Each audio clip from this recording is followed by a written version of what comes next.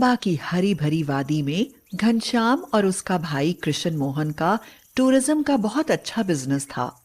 उनकी कई बसें चलती थीं। अब वे एक नई ब्रांच खोलने को थे। घनश्याम, आज हमारी कंपनी में पार्टी आने वाली है। हम उसको अटेंड करने के लिए जा रहे हैं। अगर ये डील पक्की हो जाएगी तो हमें बहुत फायदा होगा। हाँ भैया, वैसे भी अभी मार्केट में हम नंबर 1 पर चल रहे हैं। एक दिन कृष्ण मोहन और उनकी पत्नी कार से जाते हैं। वहां अचानक उनकी कार का एक्सीडेंट हो गया और उन दोनों की मौके पर ही मौत हो गई। उनकी एक छोटी सी बेटी थी जिसका नाम राखी था। अब वह अपने चाचा घनश्याम के पास रहने लगी। राखी की चाची आरती बहुत अत्याचारी स्वभाव की थी। आरती खुश होकर मन ही मन में कहने लगी, मजा आ गया, इतनी सारी संपत्ति भी हमें मिल गई और साथ में एक नौकरानी भी। घनश्याम तो बाहर अपने काम पर चला जाता तो आरती उस बेचारी राखी पर बहुत जुल्म करती। बड़े अंधेरे ही उसको जगा देती और कहती, चल उठ, जल्दी से झाड़ू पोछा करके नाश्ता भी बना ले।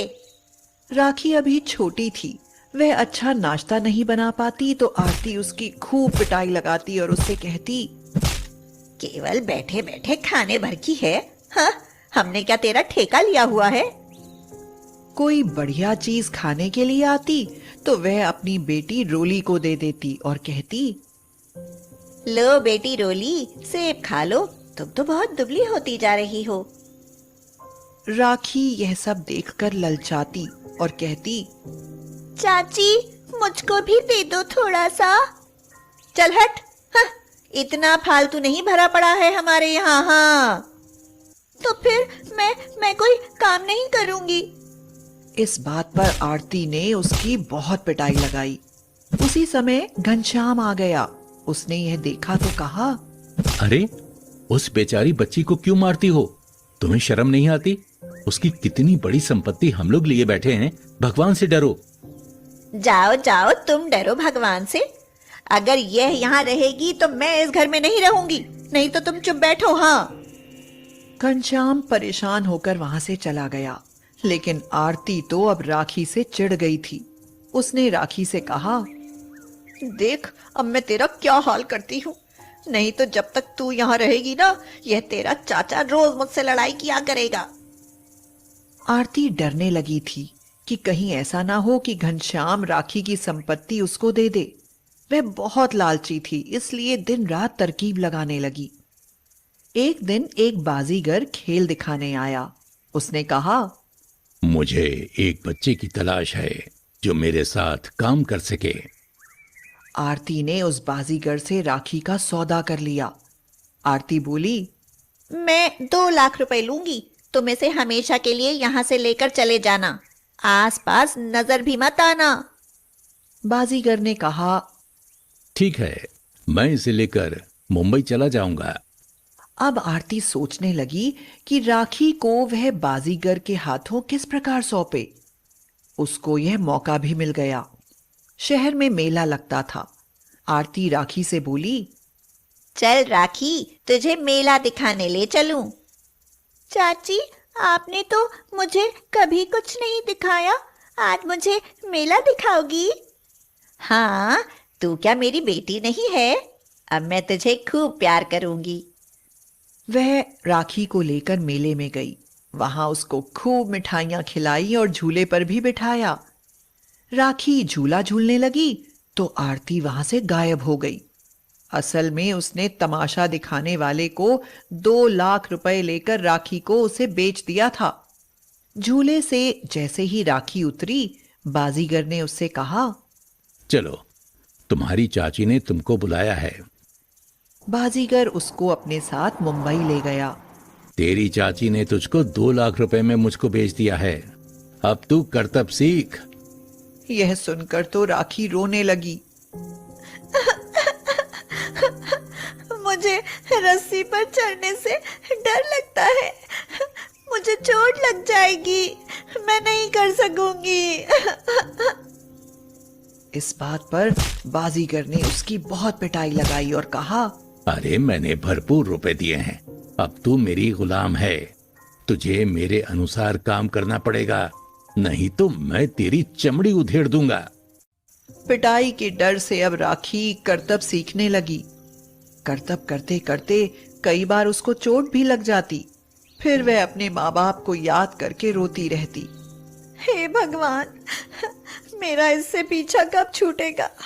ये तो कभी कभी कोई गलती हो जाती है तो 2-2 दिन खाना भी नहीं देता है। अब तो राखी ने कई हैरत अंगेज करतब सीख लिए थे। रस्सी पर चलना, सिर पर गगरी रखकर रस्सी पर चलना। अब बाजीगर उससे खुश रहने लगा। अरे वाह, तेरी वजह से मेरी बहुत आमदनी होने लगी है। एक दिन राखी अपने करतब दिखा रही थी। भीड़ लगी हुई थी। तभी उधर सड़क पर से एक कार निकली। उसमें से एक आदमी ने उसे करतब करते हुए देखा। उसकी सुंदरता को देखकर वह आदमी बाजीगर के पास आया और बोला, ये लड़की तुम्हारी है? हाँ हाँ, देखो मेरा नाम अजीत है, मैं फिल्म प्रोड्यूसर हूँ। ये लड़की बहुत टैलेंटेड है, मैं इसे ट्रेनिंग दूंगा और इसे फिल्म में काम दूंगा। ये बहुत अच्छा काम करेगी तो तुम्हें भी ढेर सारे रुपए मिलेंगे।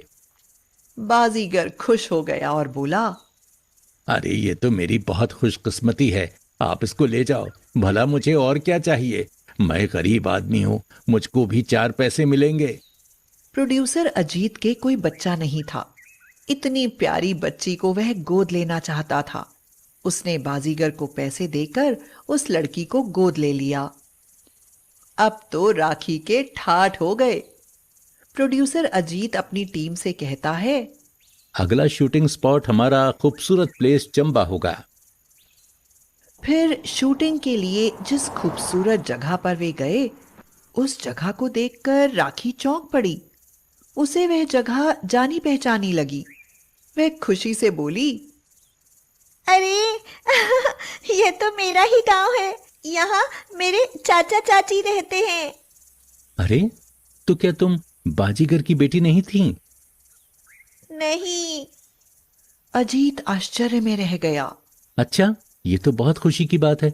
तब तो यहाँ बहुत अच्छा लगेगा। ये बताओ तुम कहाँ पर रहती थी? राखी भागकर अपने चाचा घनश्याम के घर में गई। पीछे पीछे प्रोड्यूसर अजीत भी गए। घनश्याम ने जब राखी को देखा तो वह हैरान रह गया। उसने राखी को गले से लगा लिया और बोला, राखी तू? तुझको मैंने कहाँ कहाँ नहीं ढूंढा मेरी बच्ची। थाने में भी रिपोर्ट दर्ज करवाई थी। तुझको तो ढूंढते ढूंढते हम थक गए। बेटी तू कहाँ चली गई थी? तेरी चाची ने बताया कि तुझे मेले से कोई किडनैप करके ले गया था।